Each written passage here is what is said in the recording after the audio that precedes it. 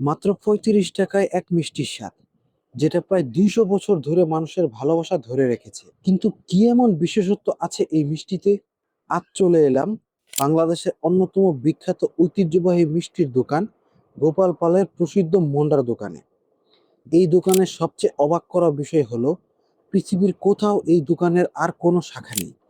২০২ বছর ধরে পুরনো এই ঐতিহ্য আজও ধরে রেখেছেন গোপাল পালের বংশধরেরা। দেখতে খুবই সাধারণ মনে হলেও এই ছোট্ট মিষ্টির পেছনে রয়েছে ২ শতাব্দীর ইতিহাস। খাঁটি দুধ আর চিনির বিশেষ মিশ্রণে তৈরি এই মন্ডার রয়েছে নিজস্ব একটা পরিচিতি। দুধের মিষ্টি ঘ্রাণ আর এমন একটা স্বাদ, যেটার সঙ্গে অন্য কোনো মিষ্টির তুলনা হয় না। সত্যি বলতে এই স্বাদ একদম আলাদা। লোকমুখে গল্প প্রচলিত, ১৮২৪ সালে গোপাল পাল স্বপ্নে এক সন্ন্যাসীর কাছ থেকে এই বিশেষ মিষ্টি তৈরির পদ্ধতি পেয়েছিলেন। পরে এই মন্ডা মুক্তাগাছার জমিদার মহারাজা সূর্যকান্ত আচার্য চৌধুরীর রাজদরবারও বেশ জনপ্রিয়তা লাভ করে। এই সময় থেকে আজ পর্যন্ত এই মিষ্টির ঐতিহ্য চলে এসেছে। যারা ঐতিহ্যবাহী খাবার পছন্দ করেন, তাদের জন্য মুক্তাগাছার মন্ডা অবশ্যই একবার হলেও খেয়ে দেখা উচিত।